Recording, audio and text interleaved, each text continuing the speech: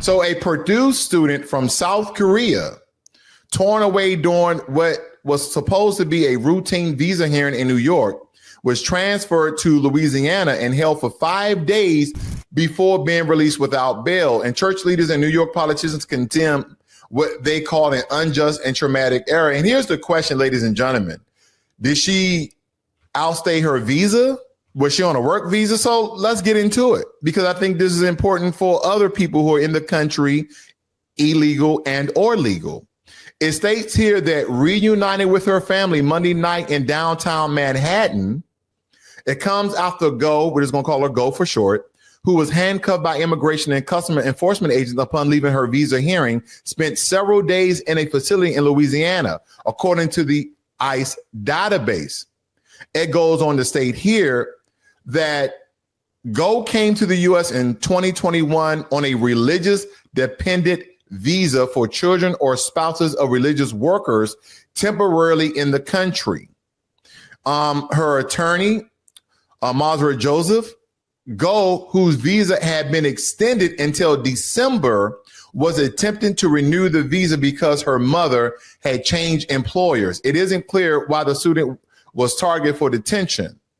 Now, it states here, I want you to read this very important line here. It said, whose visa had been extended until December. And it states that I'm just so grateful for the support that I've had. Go told the crowd of supporters after she hugged her family. ICE did not immediately respond to NBC News' request to comment on the reasons behind Go detentions, and the Department of Homeland Security did not provide the family a reason for Go's release. And Joseph said DHS spokesperson Tricia McLaughlin previously described Go in a statement as an illegal alien who had overstayed her visa that expired more than 2 years ago. So how did this mix-up happen? And what December are they talking about? See, again, it says in 2021, then it says they extended to December. So what December they're talking about? 2021 December, 2025 December, 2024 December. And so as we dive deeper into the story, it says with her mother, Carrie Kim, came to the U.S. for Kim's work. Kim, who became the first woman ordained in the Seoul Diocese of the Anglican Church of Korea, had been invited to develop the Episcopal Church connection to Asian communities. An attorney for the Episcopal Diocese of New York, where Go's mother is a reverend. It was an initiative to begin a new ministry reaching out to Asian clergy, Asian families, and to help strengthen and grow the aspect of our Episcopal and Anglican community, Davis said. You know, not to get on religion and not to get on people who come to America to start a new life, because, again, there's a lot of Americans in other countries to start a new life. But have you guys ever noticed that when immigrants and foreigners come to America, that they all gravitate to one area and then they start to expand that one area? And you'll have a Chinatown, a Korean town, African town, this town, that town, and they set up these enclaves where they only talk one another. They create their own churches, they create their own business, and you never see that in these other countries. See, I lived in Korea for 4 years, and the only American businesses that I was privy to are the ones that was on base. Now, granted, were there American business in the economy of Korea? Yeah, there were a few. Were there American business in Japan when we went? Yes, there was. But these businesses in Japan, even though they were selling American breakfast, American food, all of these businesses was ran by Japanese. When I used to go shop down in what we call the Ville, outside of every, almost outside of every military installation in Korea, they have what they call the Ville.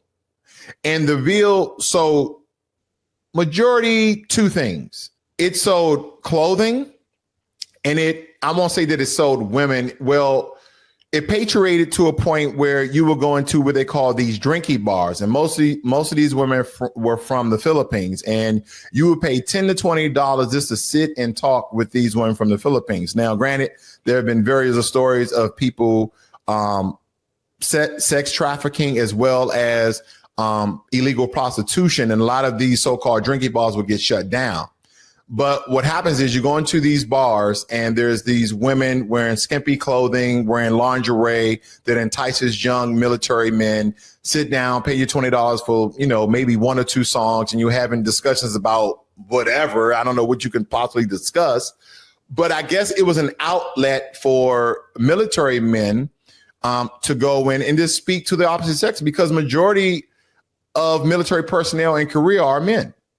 And there's no large population of American female soldiers. And if they are, they tend to be married more times than not. So again, this was an outlet for men to have interactions, okay, non-sexual. The military was not condoning that. They even had, military officials to shut down a lot of these places. Where am I getting at? You never really see large populations of Americans in other countries and then set up communities. Here in the area where I live, not this particular community, but I've been through at least 3 East Indian communities, at least, where the majority of the houses and community are people from the country of India, the continent of India, and all of the stores they're in. And I'm not stating that's a problem. The only thing I'm stating is that people come to this country to be amongst their own people and not Americans. Yes, they will do business with Americans. That's their foot in. They have to go to the banks. They have to go to here. And granted, here's another thing. And these so-called diaspora wars that we are witnessing between foundational Black Americans and Black immigrants from all these other different countries. And they're saying how they come to our country and they do better than us. It's hundreds of videos now that there is a rift between between our two or multiple Black groups. And my only rebuttal to when people from other countries come here and they do better than Americans or they do better than Black Americans is that you're referring to the top 10% of that nation and you're trying to compare it to the bottom 90% of this nation. Is not a comparison. Because when people tell me that, I'm a first generation this, I'm a first generation that, and my family came over here with 2 nickels and lint in their pockets, then how in the hell in 2 years are you a multimillionaire? Oh, we work hard.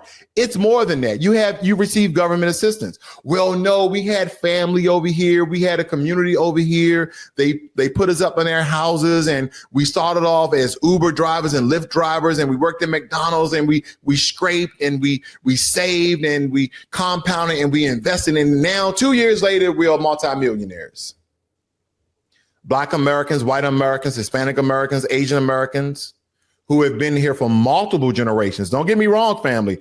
I want to make sure that this is not directed or pointed at people of a different ethnic, demographic, or race, because again, we have Americans of all races who've been here for generations. But I'm talking about people who've been here up into 2 generations.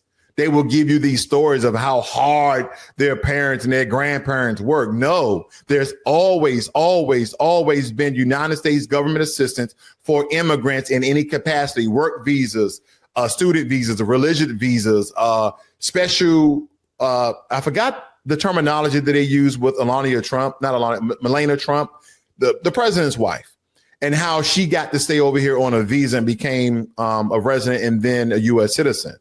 No less, because she was a model, but she wasn't very popular at all. And then, the Einstein visa, that's what it was. I don't know what value she brought to America to have an Einstein visa. I'm totally against that. She could have went another route, but to get the Einstein visa, what scientific, engineering, high level technology, whatever it may be to garner a visa, just because you was a model. Now, granted, you in cahoots at the time, Mr. Trump, very powerful businessman. He could probably waiver anything. He'd probably get anything approved. But nonetheless, as I look at these stories, family, I just look at the people who are so darn anti-American. Then those people are so anti-Black American, come over here, raise their nose up at us and look down as if they are better, but they are in our country. Get the hell out of here. You came over here because your country's economy is trash. Your country economy could not create opportunities. Because when you ask these people, and this is mostly directed at Black immigrants, and this is not to be decisive, because again, this doesn't relate to all Black immigrants. This relates to those tethers and those anchor babies who come over here and act as if they are better than Black Americans because they came over here in 1 or 2 years and now they got degrees and they got 6-figure and 7-figure jobs as if they didn't receive assistance. Then so if you're so intelligent, if you're so better, then why could you not create the same opportunities that you have here in America that my ancestors have built and paved the way through social, civil rights, and economics for you to thrive in our country? Why couldn't you do that in a country that is majority you, that is majority your race, your color, your ethnic, your background, your culture? Why couldn't you do that? You had to come to America.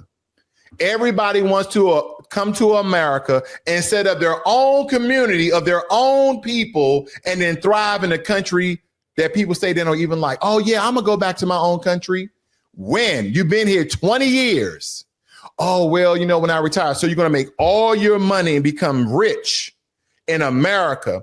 Take your riches back to your country and then multiply that times 5, times 6, times 7, times 8, times 9. When I went to Vietnam this year, ladies and gentlemen, let me tell you, I believe that for every American $1, it was like 22,000 Viet Dong. Soon as me and my military buddies landed on ground, we were like, we're rich, we're millionaires. And Ho Chi Minh City, and I'm probably pronouncing it wrong, I just call it Ho Chi Minh City because it sounds great off the tongue. When we got there, I was expecting something totally different. Ho Chi Minh City is built up, claimed to... It's good. It's built up. I'll just keep it that way. It's a built up city. But when I tell you this, when you are an American and you go to a country that one of the natural or official languages aren't English and things don't operate similar to things that are in America, it's a turnoff. Now, don't get me wrong. The Vietnamese people, very nice people. Did I notice any racism? I didn't incur any racism. We got into Grabs, also known as Ubers, but they use Grab in certain parts of Asia. It's just their form of Uber. But nonetheless, did I experience any racism? Not to my knowledge. People left us alone. We left them alone. Even in Japan, same difference. Had a great time in all these countries. Didn't really experience any racism.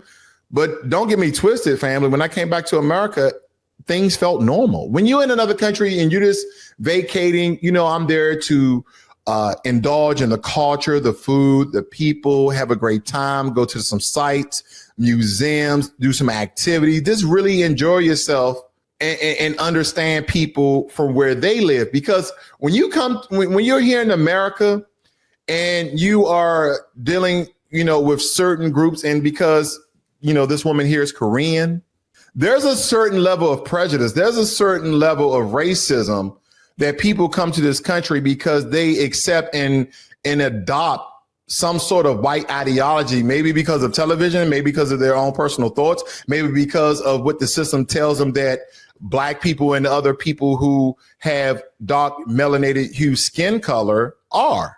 Maybe that's the reason. Because in Korea, I've had pleasant interactions. Don't forget, I lived in Korea for 4 years. I had pleasant interactions. I remember I met some guy on the subway. He actually worked for Discovery.com, but he was Korean, and we had a great conversation.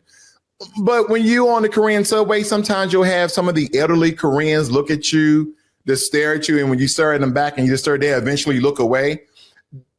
Now, I don't know if that's part of their culture, but maybe they are intrigued, maybe they're interested, maybe they're just wondering. But, as an American, when you stare at somebody, it's kind of rude. But that's probably not the way they view it. But did any Korean ever try to attack me? No. Did I feel discriminated upon in some regards? Yes. In Korea, yes. There's discrimination and a little bit of racism, but was it consistent each and every day, each and every month, each and every year? No, I would say I probably experienced racism in Korea out of my 4 years, maybe 5 times. Now, that's pebbles compared to America. I'll just say that. So I'm not saying anything ill will about Korean people. I enjoyed my time over there in some regards. I was in the military, so I trained most of the time, and I was up north Okay. Not until my last year that I came down what they call Area 4, Camp Humphreys, or the Hump, as people will know it. But again, I just wanted to put those things out to you, ladies and gentlemen, because I just think that it was interesting nonetheless. Okay. But again, there's been a lot of people in downtown LA, citizens like Andrea Velez, Luis Hipólito, and Adrian Martinez were arrested during ICE raids described by Velez as a kidnapping, and charges were later dropped amid civil rights outcry. Footage, contracted official testimonies, and the victims say they were traumatized and had their lives disrupted. Well, welcome to Black America. Welcome to Black America, because this has been happening to us since the inception and prior to of this country. Stop and frisk, vagrancy papers, freedom papers. This has been happening to us since the inception of this country. So all non-white people, this is what Black Americans have been facing ever since and before the inception of this country. So you're welcome, because we've told you this time and time again, and this is why the reason why, Black Americans for decades have been marching in the street for voter rights, for civil rights, for justice, on so many accounts. And all of you guys turned a blind eye. Oh, well, it's not happening to us Asians. Not stating all. It's not happening to us white Hispanics. Not stating all. It's not happening to us light brown Hispanics. Not stating all. Because this is not all inclusive. This is for those people who kind of just, I'm going to keep my head down. I'm not going to get involved with this. You are involved whether you like it or not, just as well as Black people. There were Black people like, I'm not going to get in part of this whole Black empowerment because we got rights on the book. There's laws and this, that, and the other. Nothing really happens until it happens to you. Even Candace Owens, out of all people. Now, this happened, a year or two ago, where she was stating prejudice and racism. Whoa, wait a minute. I thought it didn't exist. And nonetheless, she's kind of did a 180. Because especially with her whole Epstein Files piece and with her Bridget Macron piece, very powerful pieces. I've been watching it. Very intelligent, beautiful Black woman, really astute, done her research, and I applaud that. But we cannot ignore prejudice and racism in America with all these different groups that turn a black eye, because the system have always been highlighting Black people as the murderers, killers, and stealers of the society. But then anytime I pop up statistics, oh, well, those numbers could be fudged by the government that's majority white, by the government that every president except for one has been white. So when the system tells on themselves, it's not true. But then we have people like Charlie Kirk stating that Black people are the majority of the crime in America, not according to the DOJ, not according to the FBI, not according to independent law enforcement agencies. We're not per capita, because again, you keep getting this 13, we're roughly anywhere between 14 to 15% of the population. And people are saying that we commit 70 or 80% of the crimes. That's not what the statistics say. So now numbers don't matter. Now we're just shooting from the hip, because again, if statistics don't matter, that tells me that your conjecture is dealing with your belief and or feelings, or the hyperbolic matter of situations that you may see on mass media, social media, and how you feel about a particular group. You can miss me with all of that.